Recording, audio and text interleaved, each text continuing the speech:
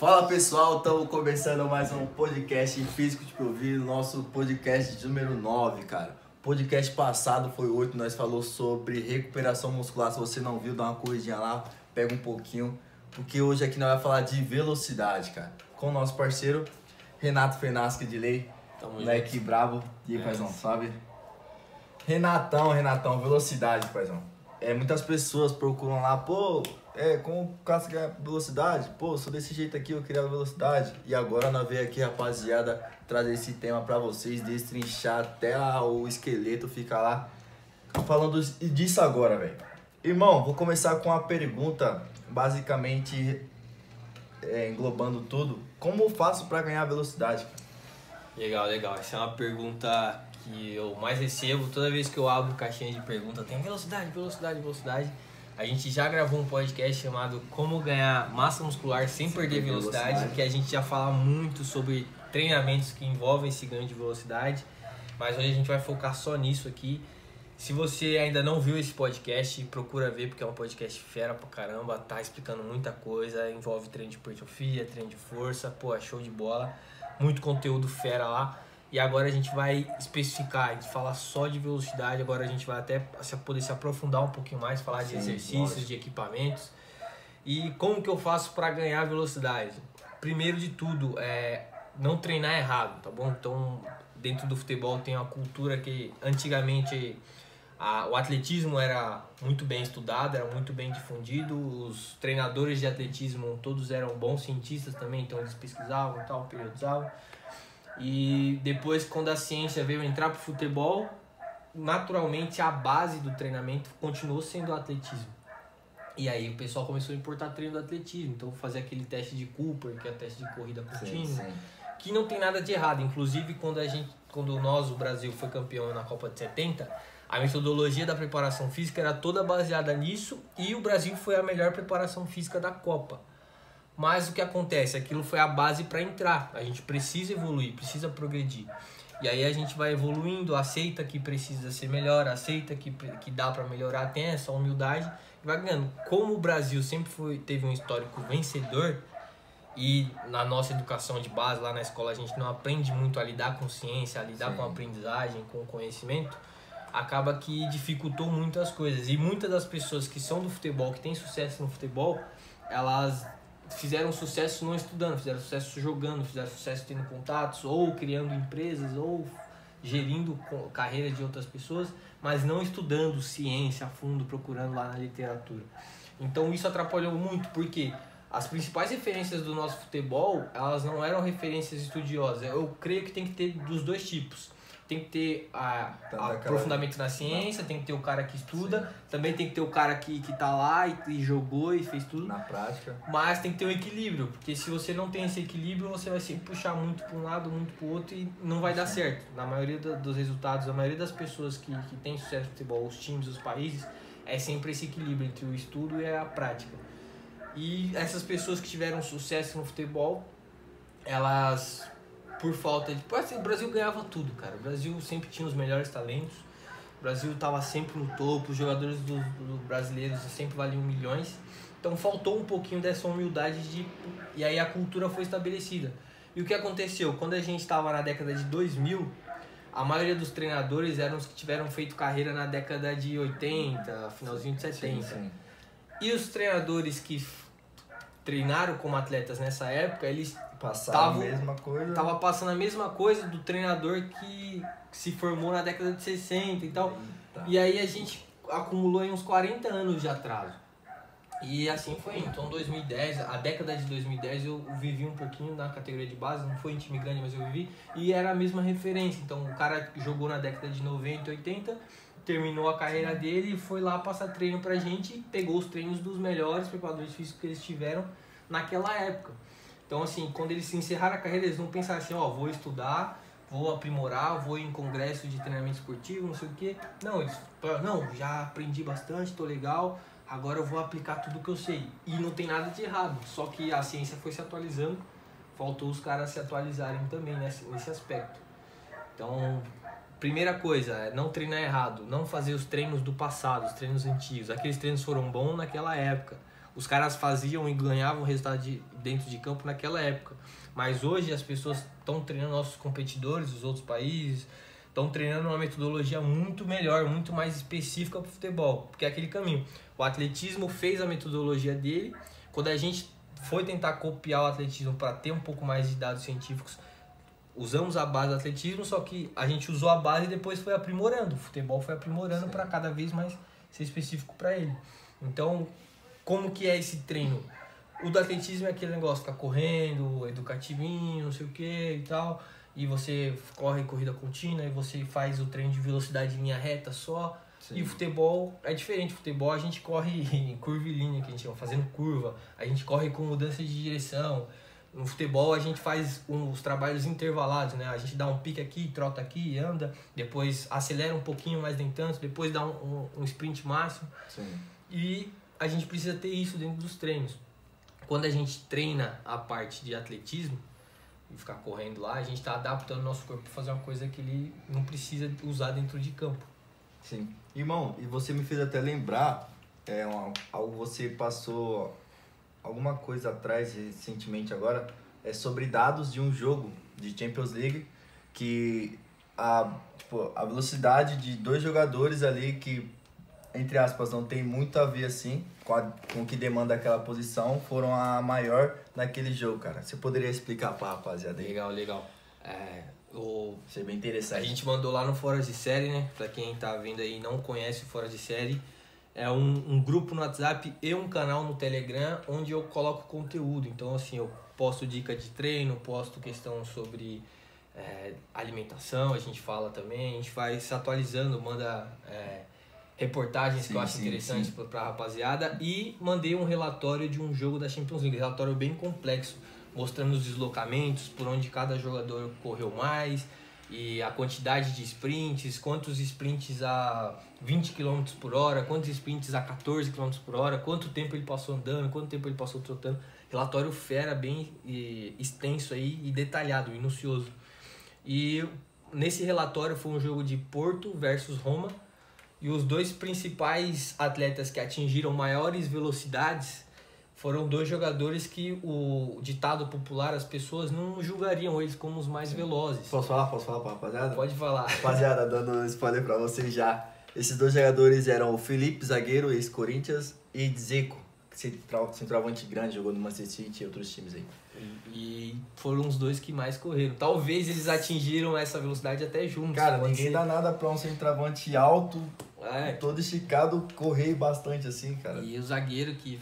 esse zagueiro... zagueiro, tipo, geralmente tem fama de ser mais brutão, que só chega e já... E aí a gente tem aqueles preconceitos de achar porque o cara é grande, o cara é lento, que o cara é forte, o cara é lento. Não, cara, hoje eles estão treinando tão específico que agora eles estão conseguindo colocar essa massa muscular, esse peso a favor deles para gerar mais força dentro de campo de uma forma rápida e conseguir melhorar a velocidade. Eu lembro que o Felipe aqui no Brasil, ele subia muito de cabeça, ele estava sempre bem posicionado ali, fez alguns gols importantes pelo Corinthians. Agora, se eu não me engano, ele está no Atlético de Madrid, né? Mas nesse relatório era de 2 anos atrás, se eu não me engano, e ele estava no Porto ainda. E eles atingiram os maiores níveis de velocidade. Então é aquele preconceito que a gente já começa a quebrar. E quando a gente fala de ganho de velocidade, a gente tem que saber isso. Primeiro, não treinar errado, então saber o que é um treino certo. E depois saber aproveitar o que você tem para transformar em velocidade, para conseguir transferir essa força. E quando a gente fala em força rápida, ela é uma chave. Então tem várias capacidades de força, a força máxima está em cima, ela é a capacidade que a gente chama de capacidade rei. Quanto mais força máxima você tem, mais potencial para transferir as outras forças você vai conseguir ter. E quando a gente tem uma boa força máxima, a gente consegue elevar o nível de força rápida depois, é só conseguir fazer essa transferência.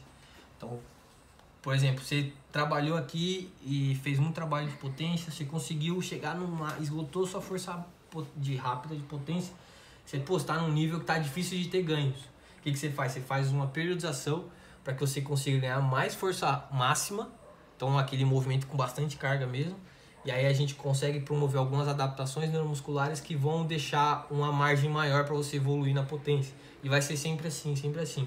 O Michael Boyle, que é uma das minhas grandes referências na preparação física, ele não é do futebol, ele também é de outros esportes, da NFL. Mas tal, ele preparou já jogador de profissional. futebol. Mas ele preparou, inclusive o Sturridge. O Sturridge vivia se machucando. Bichado. E aí ele começou a procurar outros tipos de tratamento e saiu da Inglaterra, foi lá pro Boyle para trabalhar com a metodologia dele. Não sei necessariamente se ele ficou treinando nos Estados Unidos, mas assim, ele recorreu à metodologia do Michael Boyle para estar recuperando. E hoje ele já consegue ter uma carreira mais consistente, já não se lesiona tanto assim. E esse cara, ele faz o que? Ele faz microciclos ondulatórios. O que é um microciclo ondulatório? É quando a gente oscila o conteúdo do treino. Então, o conteúdo do treino pode ser potência, pode ser hipertrofia, pode ser força máxima. O Boyle trabalha força máxima e potência. E ele faz periodização de, por exemplo, 2 semanas. 2 semanas só força máxima, 2 semanas só potência, 2 semanas só força... Assim. Então, ele nem espera estagnar a potência. Ele vai sempre trabalhando assim.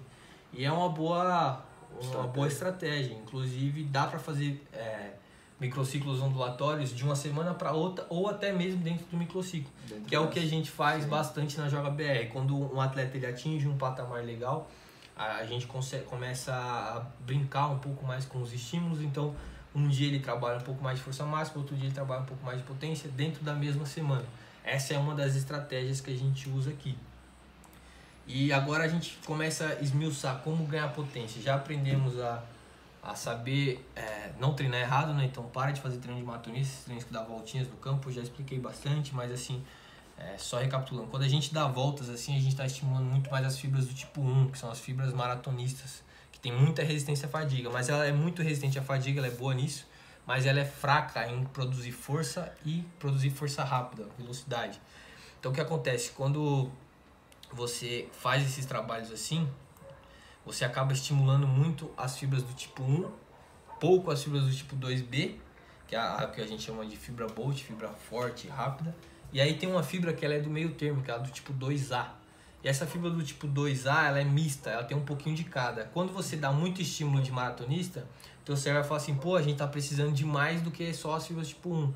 Ó, as do tipo 2A, que são as mistas, agora vão ficar mais parecidas com a do tipo 1 pra gente aguentar.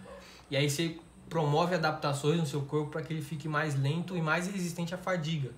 E menos forte, menos rápido. Só que a gente sabe que no futebol o que decide jogo é a velocidade, a força explosiva. Então sim, a gente no último trecho do campo é o que vai prevalecer. Então a gente tem que saber lidar com o nosso corpo para ele se adaptar porque a gente precisa dentro de campo.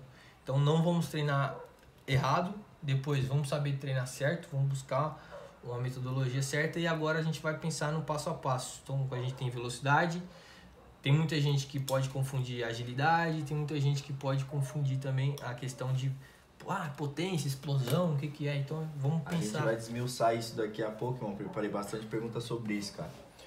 Você falou como treinar errado, né? Agora nós queremos saber como eu faço para ganhar velocidade, treinando certo. O que eu faço para ganhar velocidade? Qual é o jeito certo? O que eu devo fazer? O que eu devo treinar? Quais exercícios eu devo executar? Fala tudo, pai. Cara, o pessoal eles gostam bastante de colocar nomes às coisas e tá legal também, é uma forma de organizar. Mas quando a gente fala em ganhar velocidade, a gente tá falando de força rápida, a gente tá falando de força explosiva. E aí tem várias categorias. Então dentro da força explosiva tem a força explosiva elástica reativa. E o que acontece quando a gente elástica reflexa, lembra o nome? E o que acontece? Tem todos esses nomes, velocidade, agilidade. Quando a gente vai trabalhar velocidade, muitas das pessoas podem organizar desse jeito, não está errado. Você trabalha velocidade, é aqueles trabalhos coordenativos e com os piques dentro de campo. Você trabalha só dentro de campo. E tá bom, tá legal assim, é uma ótima forma da gente separar. Mas não quer dizer que ali você está trabalhando só velocidade, ou que quando você faz um trabalho na academia, você não está trabalhando velocidade, está trabalhando potência. É tudo a mesma coisa, é tudo integrado. Sim. Então a gente tem que saber lidar. Mas pensando nisso, ganhar velocidade, vamos pensar só nesses trabalhinhos de campo. Então primeiro, a mecânica do movimento. É legal a gente trabalhar? Cara, no atletismo o pessoal faz muito e dá resultado. Então faz até hoje. Então eles sempre fizeram. São caras que estudam, que refletem muito sobre a prática. Eles gostam bastante desses educativos. Recentemente eu fui a um curso do NAR, que é a instituição que mais pesquisa a velocidade em atletas de alto nível. Então, assim, não é nem Estados Unidos, nem Inglaterra, é o Brasil que tem esse instituto, que é do Irineu Loturco, cara fenômeno, o melhor do mundo em potência. E ele trouxe um cara do país de Gales, que ele é do rugby lá, e ele é fera lá no rugby também, que é um esporte muito parecido em ações com o futebol. E ele veio dar palestra pra gente aqui, e lá ele mostrou que ele usa muito desses educativos também. Então, se o pessoal vem usando há muito tempo e caras, cientistas renomados continuam usando, então quer dizer que dá certo, dá resultado. Se não desse resultado, eles teriam parado de usar já. Mas o que acontece? Se a gente pensar só em educativo, só arrumar o braço do cara, arruma a perna do cara, a gente não tá pensando que na hora do jogo, a gente, da parte do jogo, a gente não usa o consciente, a gente usa o inconsciente. Então, por exemplo, quando eu tô aqui em linha reta e eu quero correr só até ali, eu posso controlar meu corpo aqui certinho. Pum, uso o braço aqui e tal, perna. Mas quando eu tô aqui e tem uma bola e você tá correndo atrás dessa bola, eu tenho que chegar lá primeiro, eu não vou lembrar disso aqui. Eu vou usar o inconsciente, eu vou focar na bola e em você. Eu quero chegar antes de você, já tô pensando em como que eu vou colocar o corpo na sua frente. Então, quando a gente tá jogando futebol, a gente recorre a automatizar padrões antigos. Então, se eu a vida inteira, tô com 23 anos, eu sempre corri desse jeito, dificilmente dentro de campo eu vou estar conseguindo correr melhorzinho, sim, certinho. Eu uso educativos em alguns alunos, mas assim, não é uma coisa que eu sei que vai salvar o aluno. Então, se educativo é bom, mas tem que saber o lugar dele, ali no aquecimentozinho, não pode lotar o trabalho de educativos. Então é uma coisa rápida, coisa detalhista. Uso, não deixo de usar, mas também não sei que aquilo lá não vai me salvar, porque dentro de campo dificilmente eu vou fazer uma mecânica nova, entendeu? Eu vou estar buscando padrões anteriores. Então a gente vai fazer esse trabalho educativo a longo prazo, tentando fazer essa melhora ali de pouco em pouco, aí depois tenta transformar em um hábito, aí esse hábito vai se consolidando, aí sim dentro de campo a gente usa. Mas já aviso logo que é muito difícil a gente conseguir fazer isso com o atleta, principalmente se ele já passou ali dos 13 anos, 14 anos, sim, se já tá na pós-puberdade, né? Então até na pré-puberdade a gente consegue fazer bastante ajustes. Na puberdade a gente tem um estirão de crescimento, perde muita coordenação. Quando a gente retoma essa coordenação dá para corrigir muita coisa, mas na pós-puberdade ali, quando você já deu o estirão, quando você já tá, você já vê que o indivíduo tá com barba, já tá com o cabelo no sovaco, cabelo no peito, a genitália ali a gente já atingiu patamares que só um preparador físico médico deve saber, que a gente chama de... É uma classificação de genitália, mas hoje a gente até tá usando bem menos. Então a gente usa mais a equação de Milgram. Mas é o seguinte, quando a gente passou o estirão, acabou o estirão, você parou de crescer tanto assim, você já começa a ter mais dificuldade para ajustar essas mecânicas do movimento. É possível sim, mas é muito difícil. Depois, achamos os educativos, fizemos. O que dá para fazer lá, só dentro do campo, trabalho de velocidade. A gente consegue fazer, e quando o pessoal fala em velocidade, eles só vê o trabalho de corrida, né? Então eles não vê o trabalho de pliometria, não vê nada. Sim. Então só o trabalho de corrida. Dá para fazer corrida com o trenó. Então o trenó ele é uma ferramenta muito usada, então você coloca lá o trenó, muitos usam a tração, né? Mas tem um grande problema de usar o trenó e a tração, que é assim, a carga. Existe uma carga que você coloca e você vai tentar correr com ela, você muda o padrão do movimento. Então você vai estar, por exemplo, eu peso 80 quilos, eu coloquei 40 quilos lá no trenó e estou tentando puxar o trenó. Vou conseguir sim, mas assim, vou conseguir com muito esforço, vou fazer força e tal. Sim. E ali eu vou mudar o padrão de corrida e conseguir transferir essa força lá de muito esforço para o campo é muito mais difícil também. O que a ciência vem mostrando? Que 20% do meu peso corporal é uma carga ótima para a gente estar conseguindo colocar velocidade e conseguir transferir essa velocidade para dentro de campo. Então coloco lá no trenó, se eu peso 100 kg, vou colocar 20 kg e a gente faz a regrinha de 3 lá e tal. E a gente consegue fazer bons trabalhos. Quando a gente coloca a tração, uma pessoa me puxando é mais difícil. Eu não consigo ter esse feeling, eu tô colocando 20% do peso dele de força aqui. Então assim, a tração foi muito usada também por muito tempo, mas hoje é mais difícil. Então tem que ter muito feeling, você tem que ter uma noção muito grande e aí acaba atrapalhando. Então, mas se não tem o trenó e você tem a tração, dá pra fazer. Só toma cuidado com isso que você tem que ajustar e não deixar a biomecânica do movimento, o padrão do movimento ficar muito lento. Tem que ser uma coisa rápida. Uma outra situação, que essa eu aprendi recentemente, ainda nunca coloquei em prática, é do colete com peso. Então, algumas eu aprendi com o Flávio Grava, agora no congresso online que teve, workshop, não sei, mas o Juninho Brilhante organizou junto com o André Bertozzi, e o Flávio Grava apresentou que ele tá usando, tá testando, apresentou muitos artigos científicos legais, que é usar o colete com peso aqui, que é para a gente ter uma sobrecarga vertical.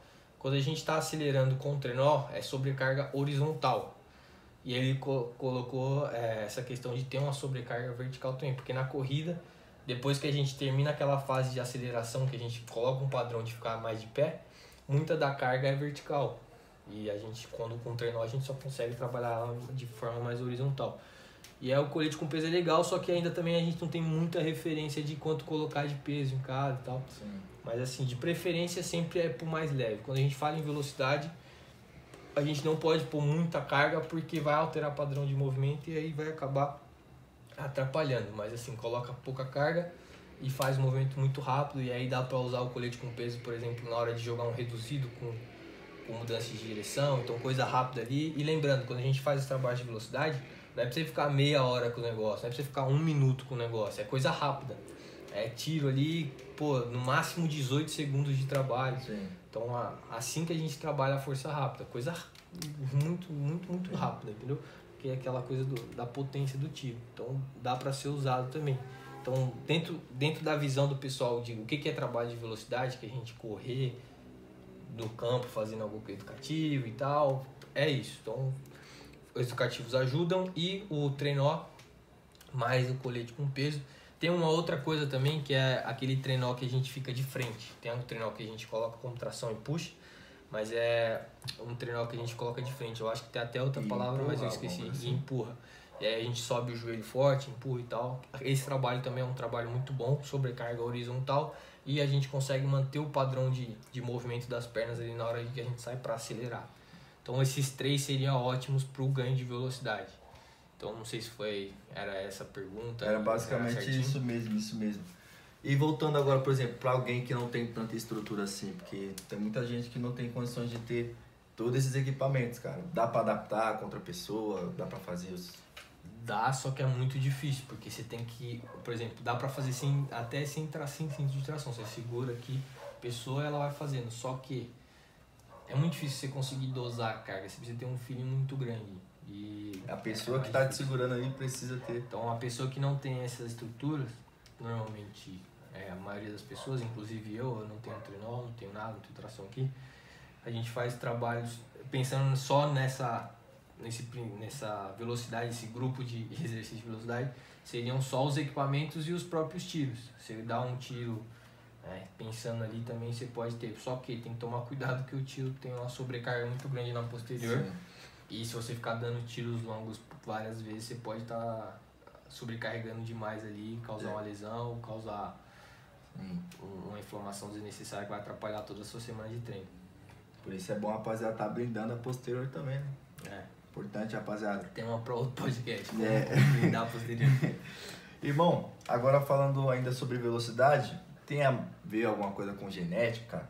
Por exemplo, uma pessoa que é rápida, ela não treina, mas ela é tão rápida quanto alguém que treina bastante ali. Legal, igual eu falei lá no começo, a gente tem resumidamente 3 tipos de fibras. Tem pessoas que nascem com mais fibras do tipo 1, tem pessoas que nascem mais com fibras do tipo 2B, tem pessoas que nascem com mais... Então é a genética que vai ajudar muito. Quando a pessoa já nasce com uma tendência a ser muito rápido, com fibras rápidas, ela tem muito mais facilidade na hora de ganhar resultados. Às vezes a pessoa nunca treinou e consegue fazer saltos gigantescos. Então assim, a genética ajuda muito, influencia muito. Bem demais, bem demais. Irmão, você deu uma breve respondida já numa pergunta que eu já tinha colocado aqui na caixinha, mas por cima aqui para dar uma pincelada, para ganhar velocidade, então, resumidamente ali, é melhor fazer sprints ou treinar a potência em si, por exemplo? Pego lá, faço saltos horizontais, saltos verticais. Legal, então toda vez que eu penso nesses trabalhos eu penso num todo. Então Pra mim é tudo a mesma coisa, mas o pessoal gosta de separar e até entendo, mas assim, faço trabalho de velocidade e também faço trabalho de potência. E eu não acho que um vai ser melhor do que o outro. Até porque se você treina só na academia e não fica transferindo isso, você nem sabe se você melhorou ou não. Então você tem que fazer trabalhos na academia e também fazer os trabalhos de velocidade ali, fazer os tiros, jogar, que é muito importante. Então, os trabalhos de potência agora pensando, a gente falou sobre o grupo da velocidade, agora a gente fala do grupo da potência. Quando eu trabalho potência, a gente faz 3 tipos de exercícios, aí, 3 classes. Tem a pliometria, tem os trabalhos de força, só que executados com velocidade, que são os trabalhos que muitas das pessoas já conhecem na academia. É o agachamento, só que você fazer um agachamento com a força concêntrica bem rápido, você explode ali, faz. Ou até mesmo saltando ali, tá no Smith e tal, você salta e cai e volta. Fazer a fundo com velocidade, terra com velocidade, elevação pélvica, então os exercícios de força que todo mundo já conhece, mas executar eles com a especificidade do futebol, que o futebol exige, que é a força rápida. E também o LPO. Só que o LPO, ele exige uma técnica muito grande. É um pouquinho mais complexo. Você precisa treinar aquela técnica. Se você fizer de qualquer jeito, você vai se dar mal. E o que acontece? Na maioria dos casos, ninguém sabe treinar LPO, não é uma coisa fácil.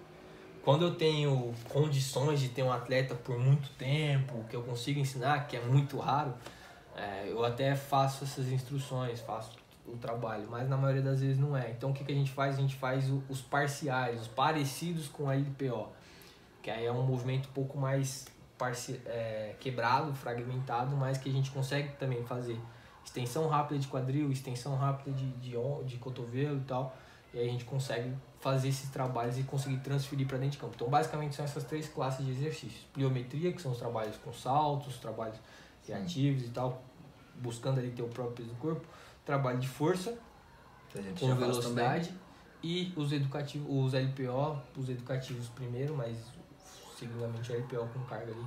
A gente faz muito trabalho de potência. Então eu não definiria qual é melhor, de velocidade ou de potência, mas sim os dois. Você tem aquele arsenal lá, você já desses, então arsenal você vai ter que usar tudo, cara. Tudo, vai, não vai ficar se limitando. É poucas, é isso aí, irmão. Mano, agora, por exemplo, uma pessoa que tá lá e não consegue ganhar velocidade de jeito nenhum, cara. O que ela tá fazendo de errado, irmão?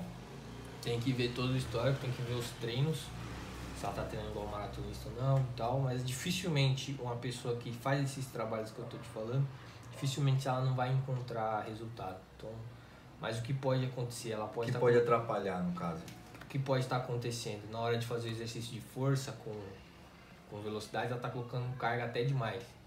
E aí você acaba fazendo um movimento mais lento. Então, assim, tem que estar pensando ali perto de 1 metro por segundo a velocidade. Então, você coloca lá no YouTube...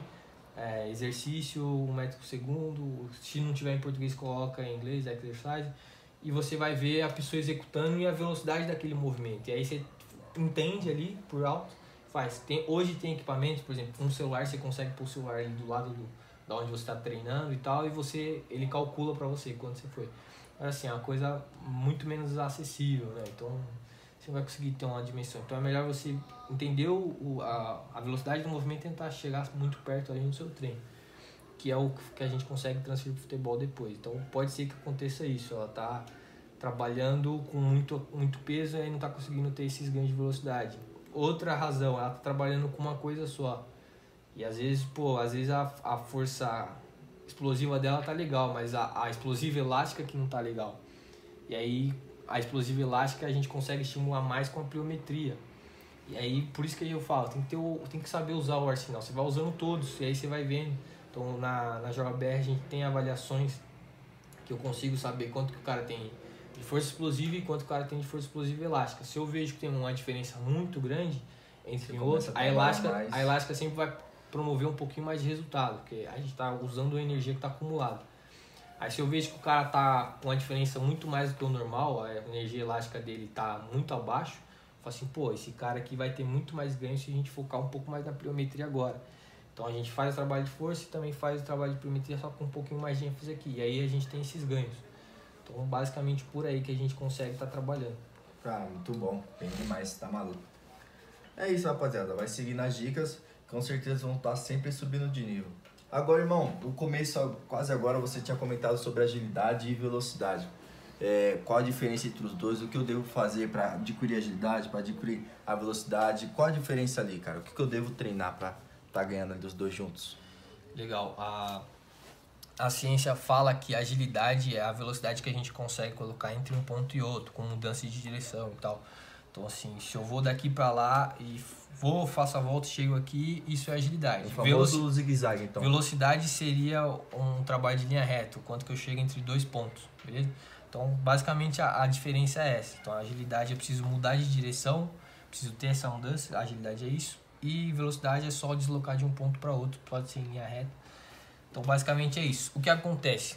A agilidade, ela é testada de um jeito e no futebol ela é exigida de outro. Então, muitas das vezes, você pode achar que você está fazendo o teste de agilidade, mas você está fazendo uma agilidade que não é tão parecida assim com o que a gente faz no jogo. E aí, esse mesmo cara que eu falei lá do País de Gales, Ian Jeffrey, ele chama de Game Speed agora. Ele não chama mais de trabalhos de agilidade, ele chama de trabalho de Game Speed, que é velocidade em forma de jogo. E aí ele faz trabalhos, por exemplo, que você tem um colete atrás das costas, eu também tenho. E aí a gente tem que ser ágil para conseguir ter essa flexão de quadril e tal, e ter o jogo. E eu tô jogando contra vocês. Eu tô me defendendo, também tô atacando. Trabalhos assim com bola também, então trabalhos de proteção de bola. Coisas de agilidade rápida. Então isso é o que a gente consegue estar fazendo dentro dos trabalhos de agilidade. E os trabalhos de velocidade são um pouquinho do que a gente vem falando depois. Então, quando eu trabalho agilidade, eu quero estar sempre pensando um ambiente imprevisível, que é o que vai ter no jogo. Então, aqueles trabalhos que o pessoal fala assim, direita, esquerda, ali é uma agilidade imprevisível. Então, já é muito melhor do que o cara saber para onde vai. Porque quando você sabe para onde vai, você está fazendo, mas Sim. Você não vai usar aquilo no jogo. Você não sabe para onde você vai no jogo. Então, a bola está aqui, o cara pode tocar tanto aqui perto, quanto ele pode tocar lá, e você vai ter que deslocar e tem que ter essa velocidade de raciocínio, tá tudo junto. A gente não vai pegar uma coisa separada. Aqui, agora você usa força, agora você usa velocidade, agora você usa agilidade. Nesse momento você vai usar a velocidade de raciocínio. No jogo a gente usa tudo ao mesmo tempo. Então a gente tem que trabalhar tudo ao mesmo tempo também. Então basicamente a agilidade eu uso nos trabalhos assim. Então são em forma de jogo, de forma imprevisível. Então tem também aquela questão do jogo do espelho, não sei se o pessoal vai entender bem, mas assim, fica dois caras aqui, um tem que ir para um lugar e o outro não pode deixar. E aí ou um tem que copiar o outro. Então o jogo do espelho basicamente é assim. Então eu vou para a direita, você também tem que ir para a minha direita, que é a sua esquerda. Sim. E aí eu só vou simulando e eu tenho que ter essa agilidade de saber para onde você foi e conseguir ir junto. Se eu vou para um lugar e você demora a chegar porque você estava achando outra coisa, você perdeu. E aí você perdeu não só às vezes pela agilidade, mas também pela velocidade de raciocínio. E aí a gente faz um trabalho integrado. Ou fazer os trabalhos de fuga, né? Então você tem, por exemplo, um objeto aqui e você tem que fugir, então você tem que passar. Então você finge que vai pra lá, finge que vai pra cá, Sim. E dá o gato e tal. E foi. E aí o cara que vai estar te marcando ou não é o que vai definir a jogada e tal. E isso é agilidade em forma de jogo. E é o que o jogador de futebol tem que trabalhar. Eu pude acompanhar esse trabalho de pertinho lá que você fez com o Cauã. O Cauã e com o Ed. O Ed é bem legal, cara. Bem fera mesmo. E que dá pra gente usar em qualquer lugar. Na academia, né, parque, campo. Dá pra gente adaptar em qualquer lugar. Isso é muito interessante, cara. Isso é muito bom. Agora, irmão, falamos bastante de velocidade, como treinar a velocidade. Agora quero saber quantas vezes por semana eu posso estar fazendo esse treinamento de velocidade, cara? Ou de potência. Legal. Então, a velocidade, para quem é jogador, ela é exigida todo dia, mas não é porque a gente exige que a gente trabalhe. Então, você usa a velocidade, mas você não está trabalhando ela. Então, quando a gente fala de trabalhar força, trabalhar velocidade, a gente tem que lembrar que a gente tem um tempo de recuperação de 48 a 72 horas. Então, como a gente falou no podcast passado, que também está muito bom, bem detalhado, se você está assistindo aqui e não ouviu o podcast anterior sobre recuperação muscular, dá uma passada lá que está muito bom. A gente tem 48 a 72 horas, a margem de segurança é sempre 72 horas. Você faz um trabalho bem equilibradinho, bem programado, certeza que 72 horas depois está recuperado. Mas tem a chance de você se recuperar um pouquinho antes disso. Então você pode estar fazendo ali de 2 a 3 vezes. 3 vezes você não está dentro da margem de segurança. Então você não está ali respeitando as 72 horas. Por exemplo, você pode trabalhar segunda, quinta e sábado. Ou você pode trabalhar terça e sexta. Então vai depender muito. Eu já fiz trabalhos de 3 vezes por semana de potência e velocidade. Sim. Mas na maioria das vezes é 2 vezes mesmo, porque quando a gente envolve um jogador, a gente também não vai trabalhar só isso. Tem que trabalhar a parte técnica, a parte tática, tem que trabalhar a parte respiratória, cardiorrespiratória. Então tem muita coisa envolvida, então não dá pra focar. Essa época que eu consegui trabalhar 3 vezes por semana era a época de final de ano, então a gente não tava jogando e teve aquele recessinho. E aí eu falei, vou aproveitar e vou ganhar potência. E realmente dá muito resultado. Se tiver um programa elaboradinho, certinho, foi as 2 semanas que eu mais ganhei potência na minha vida. 2, 3 semanas ali. Eu saí de um patamar, fui pra outro, tava treinando muito bem, 3 vezes por semana. Era visível, cara, nos rachas que a gente jogava dia de quarta lá. E aí depois eu consegui manter, que foi isso. Então a gente terminou, não tava jogando mais campeonato, competição, tava jogando só racha. E aí a gente fez os trabalhos de potência e depois eu ganhei resultado treinando 3 vezes por semana. Depois eu continuei treinando 2 vezes por semana e aí eu consegui manter o resultado. Então por isso que às vezes é legal a gente conseguir fazer esse trabalho. Claro que se você depois, ao longo da temporada, você começa a treinar muito mais, jogar muito mais, que eu tinha 3 jogos por final de semana, mais o jogo na quarta, aí naturalmente seu corpo vai se adaptando para ficar mais resistente e aí você vai perdendo um pouquinho de potência. Mas se você está treinando, você perde pouco. E se você não está treinando, você perde muito. E se você treina bem, você até consegue ganhar um pouquinho durante o campeonato. Mas é natural você ter um pouquinho de queda. É bem demais. Irmão, fazendo agora meio que um TBT daquele podcast que a gente falou sobre como ganhar massa muscular sem perder velocidade. Cara, só pra gente dar uma refrescada na memória da rapaziada aqui. Se eu sou magro, ser magro é ser mais rápido, cara. Só ser magro eu consigo ser mais rápido que aquele cara que treina pra caramba e faz tudo direitinho. Legal. Então, primeiro a gente tem que entender que quando a gente se desloca, e velocidade é deslocamento, a gente exerce uma força sobre o chão contra a gravidade e, entre aspas, nos empurra para algum tipo de lugar. Quanto mais pesado você é, mais força você tem que fazer. Então, não necessariamente você ser mais magro quer dizer que você é mais rápido, mas você tem uma facilidade maior de deslocar o teu corpo. Só que tem muito cara que é forte, que é grande e também é forte. E aí esse cara que é grande e forte, ele consegue também fazer força contra o chão e contra a gravidade para que ele consiga se deslocar bem. Então, assim, é uma tendência natural, quem é mais leve, um magrinho e tal, correr um pouco mais, porque ele tem mais facilidade, tem menos peso para transportar. Mas, por exemplo, a gente tem casos de atletas muito fortes, muito grandes, que também conseguem ser muito rápidos, que é o caso do Cristiano Ronaldo, que é o caso do Adriano Imperador, o Lukaku também é muito rápido, com o Adama Traoré, o exemplo mais visível agora, grande e rápido pra caramba, se eu não me engano, deve ser o atleta mais rápido aí da Premier League essa temporada, que atingiu maiores patamares de velocidade. Então, você não necessariamente precisa ser magro para ser rápido, mas quem é magro tem um pouquinho mais de facilidade. Sim. Porque ele tem menos peso para deslocar. Sim. Até porque o cara mais rápido do mundo hoje no futebol foi o Bruno Henrique. Ele é bem magrinho. Ele é varetinha. É magrinho, varetinha. Irmão, agora no caso de quem tem sobrepeso, assim, interfere também? Dá pra você ser um pouquinho gordinho ali, mas ser bastante rápido? Como funciona? Legal. Então você tem um sobrepeso, e aí a gente não tá falando de massa muscular, que massa muscular, se você treinar ela, você consegue transferir para fazer mais força. Gordura, você não consegue fazer mais força com gordura. Então quem tem um sobrepeso pode ser rápido também, se for comparar com outras pessoas.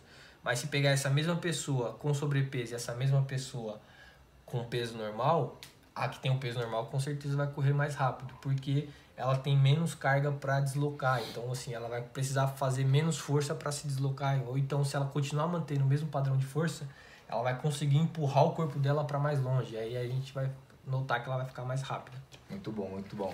E também sabemos que, existe a boleirada lá, a boleirada que sai na sexta, sai no sábado, gosta de beber, às vezes alguns fumam narguilha, essas outras coisas aí. Irmão, isso interfere na hora de você ali tá trabalhando para ganhar velocidade, você faz isso com constância, interfere na hora de estar obtendo esses resultados? interfere. No curto prazo talvez não seja notado. E é até por isso que muitos dos jogadores continuam fazendo isso. Mas no longo prazo é imprevisível. Ou é previsível que esse cara vai perder. Então a gente pega os atletas que tiveram maior longevidade no futebol, que conseguiram jogar por mais tempo, todos eles eram muito bem disciplinados quanto a esse aspecto. Alguns bebiam, mas sempre com muita responsabilidade, então sair. Então a gente sabe que tem atletas, inclusive de seleção brasileira, que fumam narguilé pra caramba, né? Inclusive o Roberto Carlos, o pessoal fala que ele fuma bastante, o Ronaldo também fumava bastante. Mas assim, eles fazem, mas se eles não fizessem, eles seriam melhor que eles mesmos. Então é aquela coisa assim, mas o Roberto Carlos era muito forte e fumava, não sei o que. O Roberto Carlos era muito bom e fumava, eu vou fumar também. Não, quantas copas você já ganhou? Se ele não fumasse, ele teria muito mais rendimento. Lógico. Então é aquela coisa, comparar ele com ele mesmo.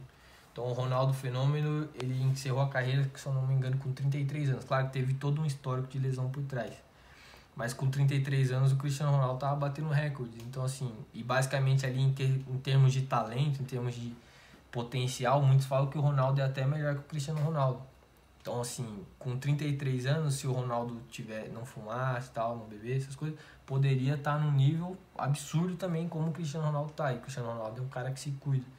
Então é basicamente por aí. Agora a parte de fumar, ela afeta muito mais a parte cardiorrespiratória do que propriamente dita a parte de força. Mas ao longo prazo vai tudo dar merda do mesmo jeito. Vai dar ruim. Então a rapaziada que é acostumada a fazer isso sempre, dá uma seguradinha, pô. Deixa pra quando a gente estiver ganhando bastante título, aí vocês comemoram. Tem um dia lá pra comemorar, beleza?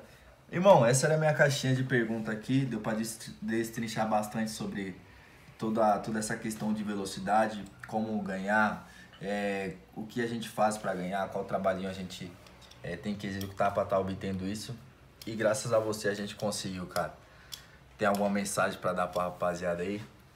Legal, acho que pra rapaziada dá pra até montar um esqueminha agora. Vamos montar um esqueminha aqui. Vamos montar o passo a passo. Ufa. Esse aqui é o bônus, rapaziada. Sempre tem um bônus pra vocês. Vamos montar o passo a passo. Seguinte, você quer ganhar velocidade. Primeiro que você faz, você para de treinar errado. Para de dar volta em campo, para de correr em parque. Lição 1. E foca em jogar reduzido, fazer intervalado, jogar futebol de verdade. Foca nisso. Esquece tudo que é de maratonista. Lição 1, rapaziada. Foca no futebol. Depois, você nunca treinou muito bem velocidade. Você não tem condições ainda de executar um movimento com explosão, executar um movimento com bastante força. O que você faz? Você faz um trabalho de fortalecimento. E aí, entre aspas, a gente vai falar em força de resistência.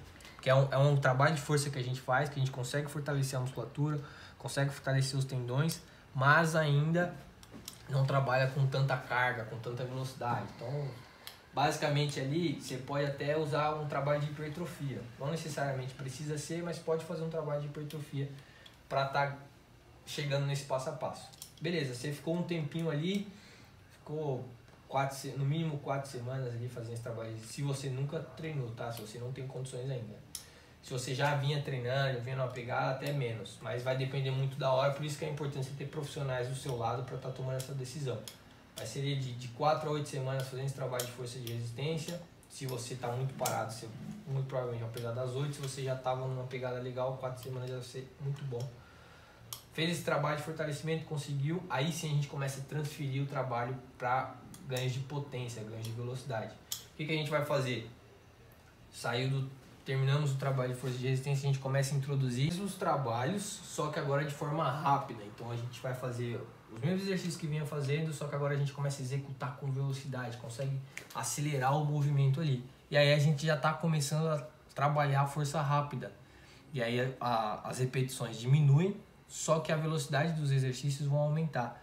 E aí a gente começa fazendo isso, e aí vai ter o feeling, né? O treinador vai ter o feeling, o preparador físico vai ter o feeling de saber de quando que o cara tá bem ou não tá, para começar a pensar em outras coisas. Já começaria com educativos de pliometria. Então, a gente envolve um pouquinho da pliometria já, mas a gente não envolve tanto assim. Então, a gente vai querer padronizar o movimento, melhorar a qualidade do movimento. Então, exercício com as duas pernas, e faz o trabalho de salto lateral, de salto horizontal, salto vertical. E aí vai trabalhando a força rápida e a pliometria dessa maneira, sempre de forma estabilizada, não fica fazendo de forma contínua ainda. E aí você já vai ter esses ganhos. Vai passando o tempo e aí é sempre com feeling, na hora de tomar essa decisão de deixar de fazer um exercício para fazer outro, você precisa ter um feeling muito grande, você precisa levar muita coisa em consideração. E aí você começa a passar a pliometria que você estava trabalhando, saltando e parando, agora você vai trabalhar de forma contínua. Você salta, já cai, já empurra de novo, cai, já empurra de novo. A gente trabalha muito mais a força reativa, né? A força elástica e a força elástica reflexa. Então a gente vai conseguir melhorar essa parte. Lá na academia a gente já consegue cada vez mais executar com mais velocidade e também um pouquinho mais de peso, mais de carga. Então você pode colocar exercícios, por exemplo, como a elevação pélvica, a gente já pode empurrar a barra como se estivesse querendo jogar ela lá no teto. Agachamento, a gente já pode começar a pensar em saltar. Então a gente está com agachamento aqui, o mesmo trabalho que você fazia sem peso, ali na pliometria, você vai começar a fazer com peso na academia. Então você vem ali, coloca a barra, saltou, caiu, estabiliza. Saltou, caiu, estabiliza, agachou, faz tudo certinho ali. Então esse é o passo a passo para a gente estar ganhando velocidade. Todas essas tomadas de decisões a gente vai precisar de levar muita coisa em consideração.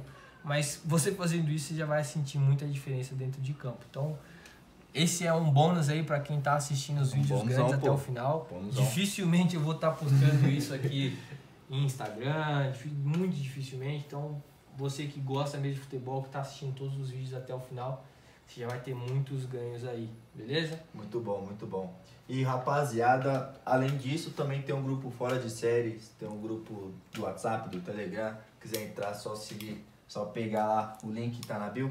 Tá tudo direitinho lá, tudo esquematizado. E vem com a gente que com certeza vamos subir de patamar, rapaziada. Legal, e essa semana a gente tem uma novidade também, que é o grupo de estudos. Então, se você tá me ouvindo aqui, não é o meu interesse, tá? Eu não quero falar para professores, estagiários. Eu quero falar com os atletas, eu quero melhorar o futebol jogado lá, logo de cara, eu e o atleta. Então tudo que eu faço aqui é pensando nos atletas, a linguagem, se vê que é uma linguagem bem leve, eu evito falar em termos técnicos, mas mesmo assim tem muitos professores que ainda me procuram, muito pessoal que está começando me procura, quer falar de estudos, e aí eu crio um grupo de estudos lá no Telegram. Então você vai lá em telegram.me/estudosjogabr, tudo junto. E aí você já vai ter acesso ao nosso grupo de estudos, se inscreve lá.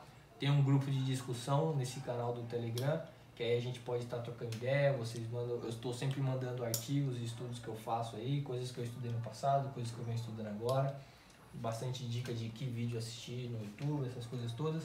Então se você é um profissional da área ou quer ser um profissional da área e gosta do que eu falo e quer estudar junto comigo, encosta lá, 100% gratuito, não tô cobrando nada de ninguém. Só vai gastar um pouco de memória, mas... Memória do celular, vai gastar memória do celular, mas são coisas que você vai conseguir transferir para dentro da sua profissão, para dentro do seu trabalho, que eu tive que lutar muito para buscar. Então lá tá tudo mastigadinho já, então assim eu também sei que você vai trabalhar seus atletas vão evoluir e o futebol como um todo vai evoluir também. Então, basicamente por aí que eu penso. Então, Graças ao Deus, Renato. Então é isso, rapaziada. Episódio 9 do nosso podcast Físico de Provir finalizado. Se você tem qualquer dúvida, pode estar mandando para nós que a gente vai destrinchar até o talo a sua dúvida, beleza? Segue a gente, tamo junto. É nóis, valeu! É nóis, falou!